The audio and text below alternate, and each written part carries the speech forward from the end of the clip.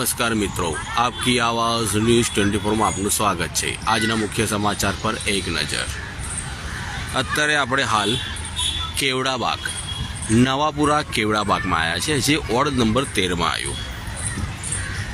અત્યારે ઉનાળાનો સમય ચાલે છે, સાંજે છોકરાઓ રમતગમતના સાધનો રમતા હોય છે, સારી વાત છે। પણ નજરમાં એક વસ્તુ તમે જોઈ શકો છો, સામે સિમેન્ટ પડી છે, રેતી પડી, કપચી પડી છે ને સામે અધૂરું કામ પડ્યું છે, જે છેલ્લા 1-1.5 મહિનાથી કામ અધૂરું મૂકીને કોન્ટ્રાક્ટર ખબર નહીં ક્યાં જતો રહ્યો છે।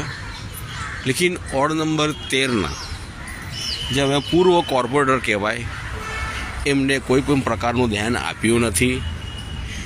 જે અદાણી અંબુજા સિમેન્ટની 4 થેલીઓ પડી છે। આજે આપણે હાલમાં એક થેલીની કિંમત 300 રૂપિયા બી ગણીએ ને તો આ 1200 રૂપિયા અહીં પડ્યા છે। ઉપરથી આ મટીરિયલ રેતી પાસે એક જૂનું પોલીસ સ્ટેશન હતું, એનું હાલ રિપેરિંગ ચાલતું હતું, પણ એ બી છેલ્લા ઘણા 1 દાયકાથી એ બી આવી રીતે જ પડી રહેલું છે। તો શું કોર્પોરેશનના અધિકારીઓની આના પર નજર પડતી નહીં હોય? કે કોર્પોરેશનના અધિકારી જમીન પર ચાલતા નહીં હોય, ત્યાંથી આવતા જતા નહીં હોય, કે આખો પાટો બાંધીને ફરતા હોય છે? શું ખાલી વિકાસને કાગળ પર જન્મ આપવાનો, કે ખરેખર વિકાસ કરવો જરૂરી છે? છેલ્લા 30 વર્ષથી જે હાલ સરકાર છે વડોદરામાં, અને આ છેલ્લા 30 વર્ષથી કોઈ એવું વડોદરાની સિટી નહીં હોય, રોડ નહીં હોય કે જ્યાં કોઈ પણ પ્રકારનો ખાડો ના ખોદવામાં આવે। અત્યારે આપણે હાલ કેવડાબાગ નવાપુરા વોર્ડ નંબર 13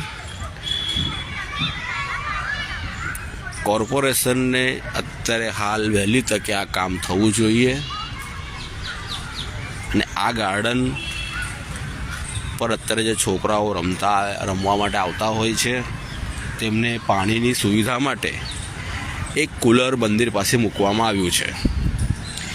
એ કુલર તમે જોઈ શકો છો। આ કુલર કઈ જગ્યાએ ગોઠવવામાં આવશે, ત્યાં કોઈ બંદોબસ્ત કરવામાં આવ્યો નથી।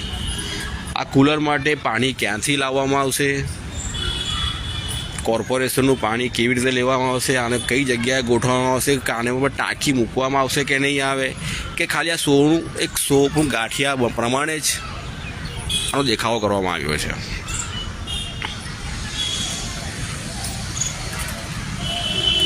નવાપુરા કેવડાબાગ વોર્ડ નંબર 13, હું સોનવણે પરમેશ્વર, આપકી આવાજ।